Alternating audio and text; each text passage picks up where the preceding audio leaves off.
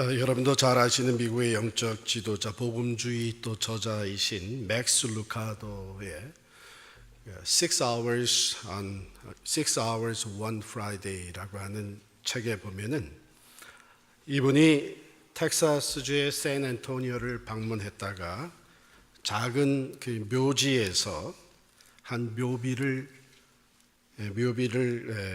접한 이야기를 적고 있습니다. 그 묘는 그레이스 스미스라고 하는 한 여인의 묘인데 그 비석에는 출생일도 사망일자도 적혀 있지가 않고 오직 두 남편의 이름이 거기에 같이 적혀 있습니다. 그리고 그 묘비에는 이런 글이 새겨져 있었다고 해요. Sleeps but rests not, loved but was loved not, tried to please but pleased not, died as she lived alone. 잠은 자지만 참 쉼이 없었고 사랑을 수도 없이 시도했지만 사랑을 받지는 못했고 다른 사람들을 기쁘게 해주기를 원했지만 인정받지 못하였고 외롭게 살다가 또 그렇게 외롭게 세상을 떠난 사람이다. 이렇게 적혀 있어요. 누가 적어놨는지는 모릅니다. 어쩌면 본인이 내 묘비에는 이렇게 써달라고 부탁을 했을 수도 있는데 그렇다면 정말 자기 자신이 너무나도 미저러블한 라이프를 산 것을 그대로 고백한 것이 되겠죠. 아니면 주변에서 그녀의 삶을 지켜봤던 사람들이 그녀의 인생을 이렇게 결론 지으며 적어놨을 수도 있습니다. 잠은 자지만 참 안식은 없었다.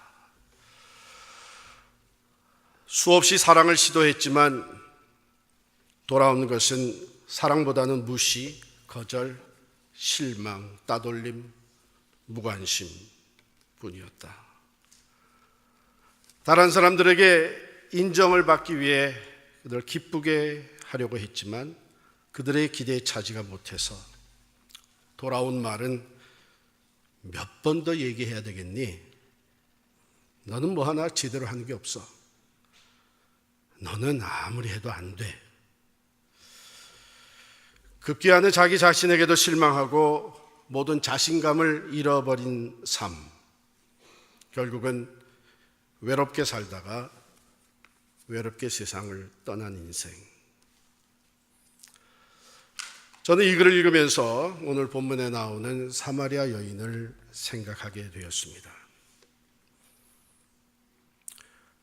사마리아 여인이 예수님을 만나지 못했다면 바로 그녀의 인생이 그렇게 외롭게 살다가 외롭게 맞춰졌을 것입니다. 그런데 그녀가 예수를 만나게 되었습니다. 예수님을 만나기 전 이 사마리아 여인의 삶은 어떤 삶이었을까? 좀 더 본문을 통해서 우리가 들여다보기를 원합니다. 그녀는 때가 6시가 되어 물을 기르러 나왔다고 6절에 기록이 되어 있죠. 6시. 유대인들의 시간 계산법인데 오늘날로 얘기하면 12시입니다. 정오에. 뜨거운 대낮입니다. 우물가에 물을 기르러 나가는 것은 아침에 하는 것이죠. 시원하고 또 하루 일의 시작과 함께 필요한 물을 길어오는 것입니다. 그런데 이 여인은 동네 사람들이 아침에 와서 우물가에서 모여서 물을 다 기르고 다 한 후 그 후에도 한참 있다가 12시 아무도 없을 그 시간에 혼자 물 기르러 나온 겁니다. 무슨 사정이 있지 않았겠어요? 16절 18절에 보면 예수님과 나누는 대화 속에서 우리는 그 이유를 알 수 있을 것 같습니다. 예수님이 대화를 하다가 여인에게 갑자기 묻습니다. 가서 내 남편을 데려오라. 저는 남편이 없습니다.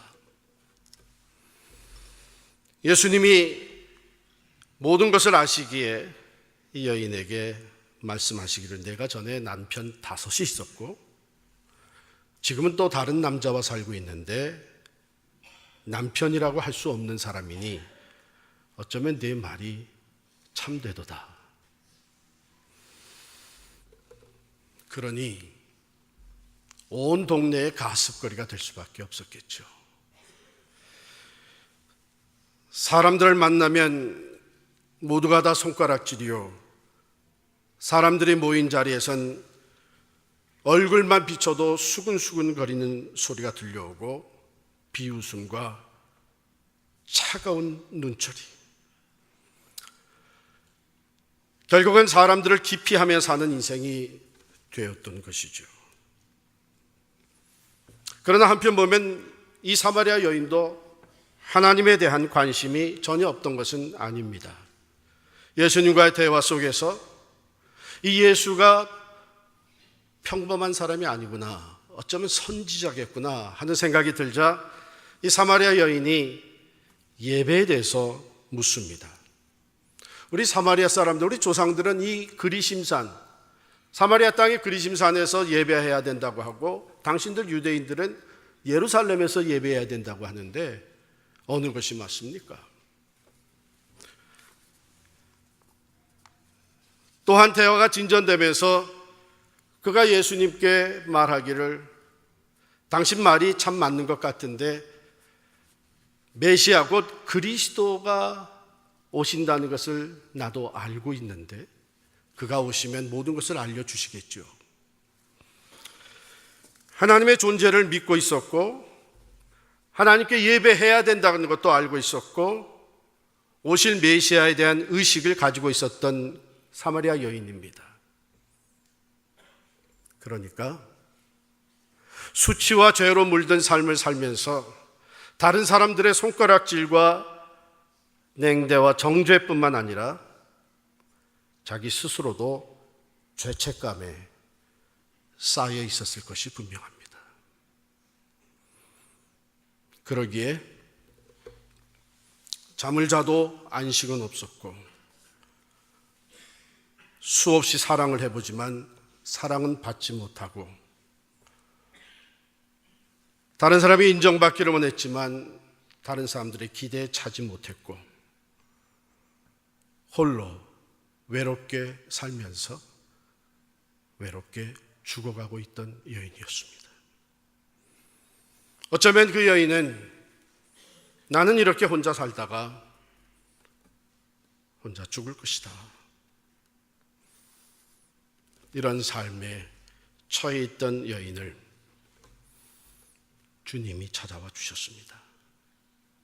이 여인의 삶에 아주 특별한 만남이 주어진 것입니다. 우리 사람의 생각으로는 상상조차 할 수 없었던 만남이었죠. 어떻게 그 만남이 가능하냐? 본문으로 돌아가면 9절에서 이 여인이 이렇게 얘기를 합니다. 당신은 유대인으로서 어찌하여 사마리아 여자인 나에게 물을 달라 하나이까? 유대인과 사마리아인 서로 상종하지 않는 사이였다고 본문이 추석을 달아줍니다. 원수같이 지냈습니다. 시간이 없어서 역사를 다 거슬러 올라갈 수 없지만 유대인은 사마리아인들을 개보다도 못하게 취급을 하고 경멸을 했습니다. 자연히 사마리아인들은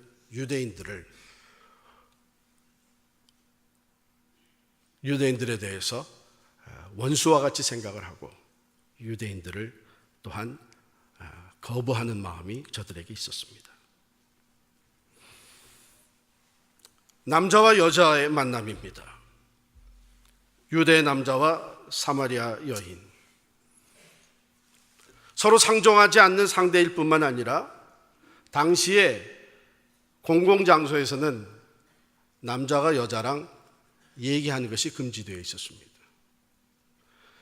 여러분 심지어 그 어느 문서에 보면 유대 랍비들이 디베이트를 한 것이 나오는데 어떤 내용이 나오나 하면 유대 남자가 길에서 퍼블릭 플레이스에서 자기 어머니나 자기 누이랑 대화하는 것을 허락을 할 거냐 말 거냐. 왜냐하면 그들도 여자기 때문에 그 정도로 남녀가 분리되어 있었던 상황, 시대입니다. 거기에다가 예수님은 당시에 유대인 랍비로 인정을 받고 있었던 사람이고 이 여인은 사마리아 죄 많은 여인입니다. 또 한 가지 만나는 것이 불가능했다고 생각될 수 있는 것은 예수님은 온 인류를 구원하는 엄청난 사명을 띠고 땅을 걸어가던 사람이었습니다. 이 사마리아 여인은 삶의 아무런 목적도 없이 외롭게 살다가 홀로 죽어갈 여인이었습니다. 한 걸음 더 나가서 이 예수 그리스도는 하나님의 아들, 가장 거룩하신 분이셨습니다. 사마리아 여인은 온통 수치와 죄로 물들어 사람들의 손가락질과 정죄를 받던 사람입니다. 세상적인 기준으로 보면 이 두 사람의 만남은 불가능합니다.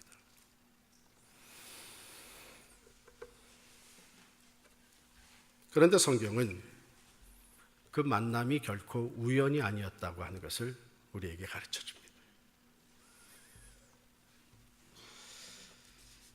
자, 이 만남을 위해서 예수님이 하신 일이 무엇인가 한번 본문에서 찾아보겠습니다. 3절로 가게 되면 유대를 떠나서 다시 갈릴리로 가실새 사마리아를 통과하여야 하겠는지라.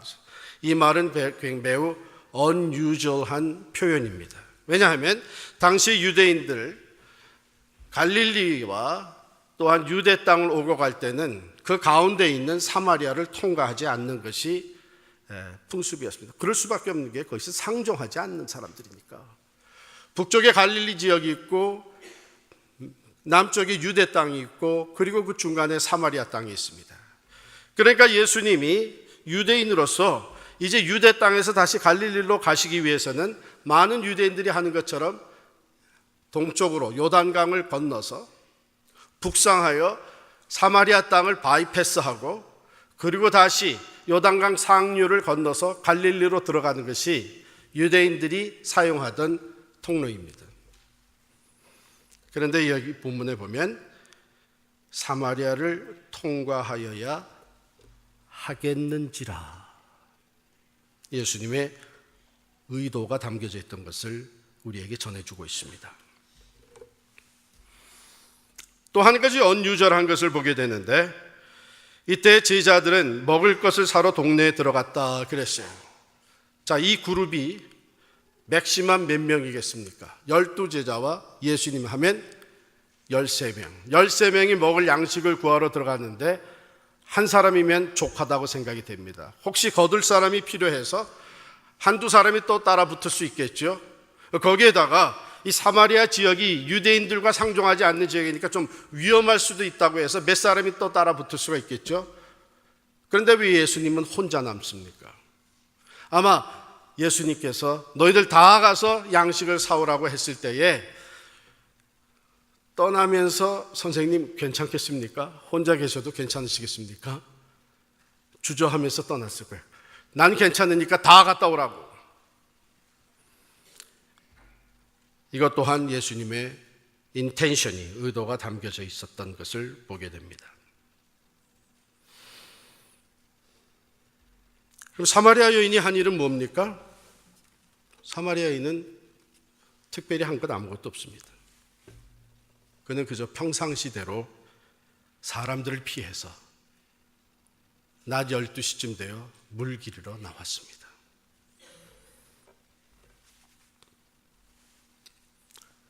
예수님이 사마리아로 통과하여야 하겠는지라 하신 것은 이 사마리아 여인을 이미 마음에 두시고 만나기를 원하셨던 것입니다.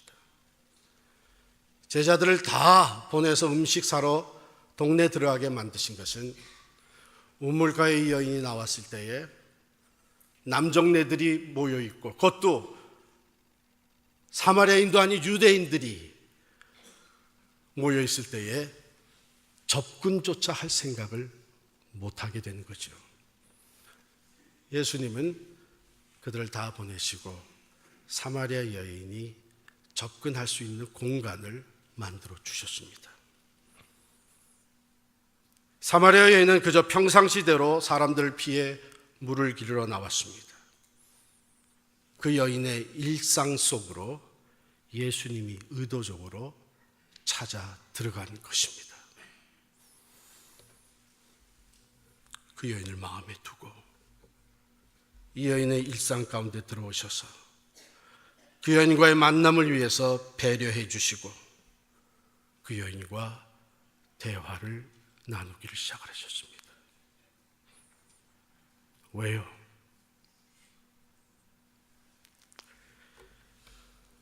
마가복음 2장 17절에는 이렇게 기록이 되었습니다.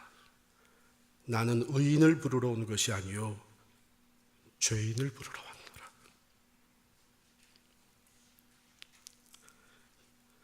누가복음 19장 10절에 기록되기를 인자가 온 것은 잃어버린 자를 찾아 구원하려 함이라.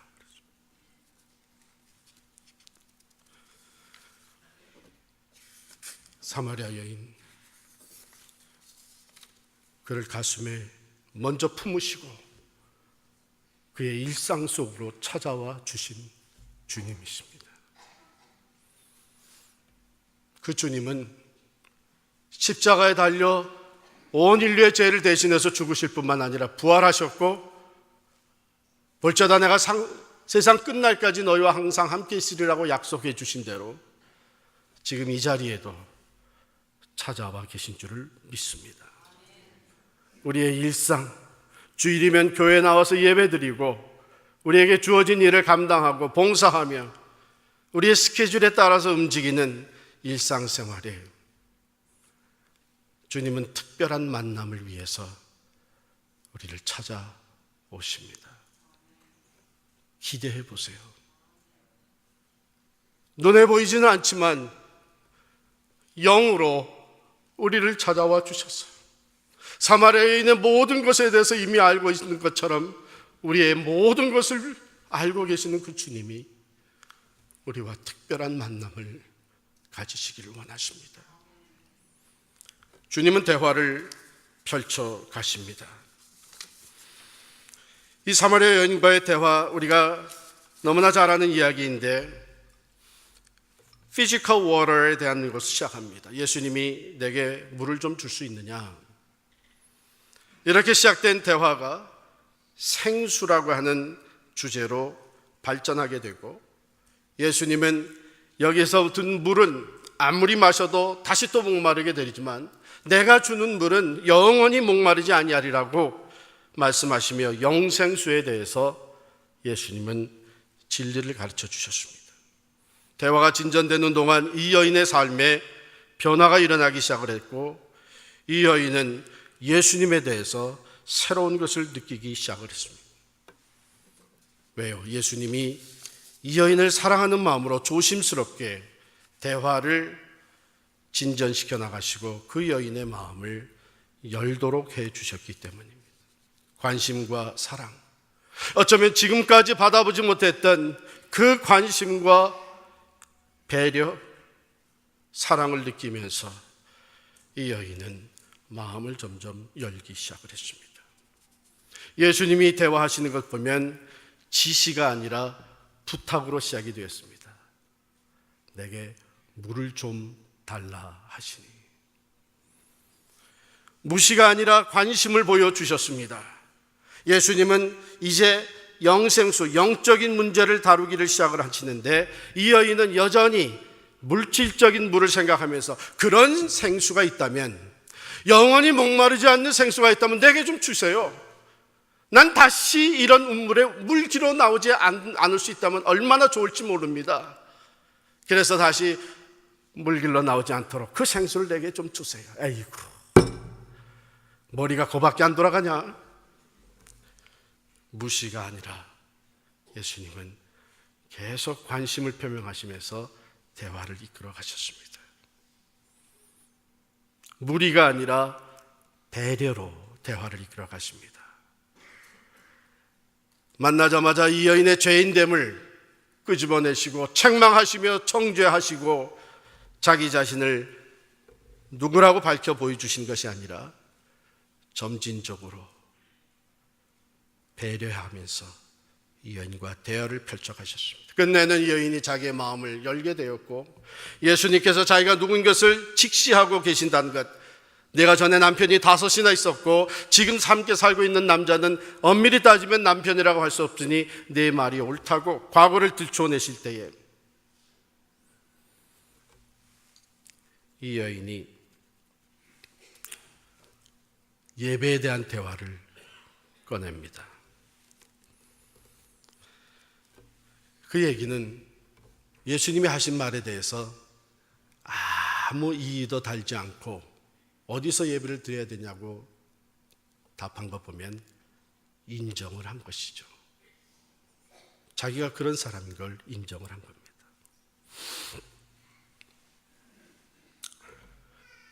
나는 남편이 없습니다. 딱 잡아떼고 싶었겠죠. 더 이상 그 문제에 대해서는 대화하고 싶지 않았겠죠. 그때 예수님께서 네가 누굴 속이려고 그래? 내가 다 알고 있는 거. 5이나 있었잖아. 지금도 다른 남자랑 살고 있잖아. 책망하거나 정죄하지 아니하시고 그 여인을 인정해 주셨습니다. 5이 있다가 지금은 다른 남자랑 살고 있는데 남편이라고 할 수 없으니 남편이 없다고 하는 말이 참되구나. 인자와 자비로 만나주신 예수님, 사랑뿐만이 아니라 진리로 만나주신 예수님. 이 대화를 통해서 이 여인은 예수님에 대한 인식이 서서히 바뀌어가기 시작을 했습니다. 처음에는 한 유대 남자로 보였습니다. 그 다음에는 야곱보다 더 크신 이로 보이게 되었습니다. 이분은 선지자구나 하는 마음이 들었고 결국은 계속되어지는 대화를 통해서 그리스도라고 하는 것을 깨닫게 되었습니다. 예수님이 선지자라고 하는 생각이 들었을 때에 왜 예배에 대해서 물었을까요? 그리심산 우리 사마리아 땅의 이 산에서 예배를 드려야 됩니까? 아니면 예루살렘 산에서 당신들 유대인들이 말하는 대로 예배를 드려야 됩니까?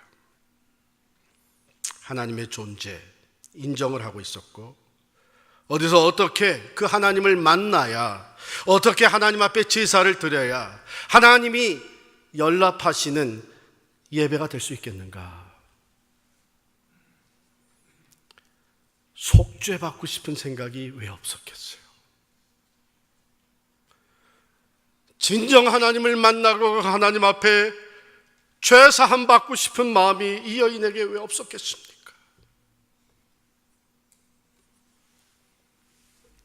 그 마음을 가지고 내가 어디서 하나님을 만날 수 있습니까?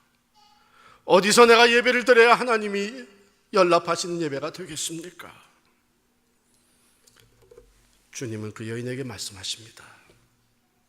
이 산도 아니고 예루살렘도 아니다.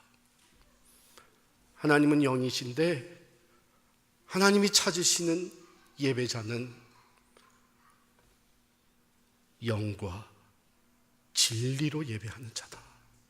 장소가 중요한 것이 아니라 어디에서든지 내 있는 모습 그대로 영으로, 외식적이고 의식적이고 형식적인 것이 아니라 내 영으로 하나님을 사모하며 하나님 앞에 나아가 예배하고, 위선적이고 허위적인 것이 아니라 진리로 진실된 모습으로 하나님을 바로 알고 예배할 때에 하나님은 그 예배자들을 찾아 만나주시느니라. 이 여인이 얘기합니다. 메시아 곧 그리스도라고 한 분이 오시는 것을 나도 알고 있는데 그가 오시면 모든 것을 알게 되겠지요. 예수님은 때가 이른 줄 알고 이 여인에게 자신을 밝히 보여주셨습니다. 내가 바로 그러라.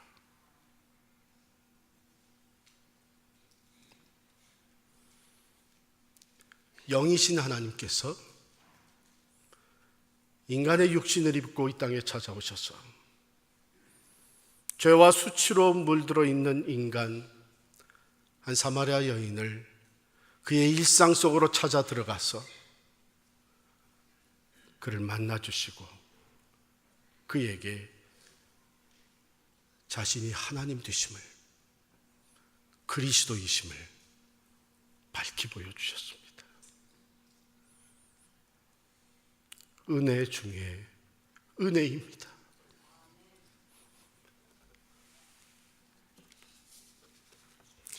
그 사마리아 여인의 삶은 놀랍게 변화되었습니다. 물 길러 왔던 물동이는 내팽개치고 잃지는 않았지만 오늘 본문 28절에 보면 동네로 들어가서 사람들에게 이르되 내가 행한 모든 일을 내게 말한 사람을 와서 보라. 이는 그리스도가 아니냐 하니 수많은 동네 사람들이 예수께 나와서 예수를 만나고 예수를 믿게 되었다. 기독교 역사적으로 보면 이 사마리아 땅에 가장 먼저 이벤젤리스트, 전도자가 된 사람이 바로 이 사마리아 여인입니다. 자기가 기피하던 사람들입니다. 자기를 정죄하던 사람들입니다. 사랑을 하려고 했지만 돌아온 것은 무시와 정죄였고 차가운 눈길이었습니다. 인정을 받고 싶지만 오히려 너는 아니라고 낙심과 상처와 좌절만 더해졌다. 외롭게 살다 외롭게 죽을 것이라고 생각하고 살던 여인이었을 것입니다. 그런데 예수를 만난 후 그는 그 사람들을 향해 달려들어갔고 그 사람들에게 자기의 과거를 부끄럼 없이 노출시키면서 와보라, 지금까지 내가 행한 이 모든 것을 다 내게 얘기한 이분이야말로 그리스도가 아니겠느냐. 오늘도 주님은 이 자리에 우리를 찾아와 주시고 만나 주시기를 원하십니다. 여러분이 어떤 상황, 어떤 삶, 아무리 죄와 부끄러움으로 물들어 있을지라도 여전히 주님은 우리 한 사람 한 사람을 소중하게 여기십니다. 성경에 나온 예수님이 한 개인과 나눈 대화 중에 가장 길게 기록된 대화가 바로 이 사마리아 여인과의 대화입니다. 위대한 종교 지도자, 경건한 바리새인, 영향력 있는 사람과 만나서 나눈 대화가 아니라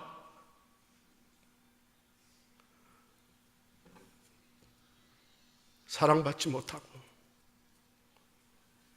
세상적인 방법으로 인정받기를 원했으나 상처만 입고 어떻게 되면 인생의 가장 밑바닥에 버려진 이 여인과 만나서 가장 긴 대화를 나눠주셨습니다. 그만큼 한 영혼을 소중하게 여기는 주님께서 오늘 이 자리에 여러분들의 일상으로 들어가셔서 여러분을 만나 주시기를 원하십니다. 아주 특별한 만남, 은혜와 진리 가운데서 주님과의 만남이 이루어질 때에 우리의 삶은 새로워질 수밖에 없습니다. 세상적으로 채워지지 않아 고통하며 절망하던 그곳에 주님이 들어오시면서 세상이 주지 못하는 기쁨과 평화와 새로운 삶의 의욕과 소망으로 충만케 됩니다. 일찍이 이사야 선지자는 이 오실 메시아에 대해서 이렇게 예언을 했었죠. 그는 상한 갈대를 꺾지 아니하며 꺼져가는 등불을 끄지 아니하시는 분이시다. 요한계시록 3장에는 이렇게 기록합니다. 볼지어다 내가 문 밖에 서서 두드리노니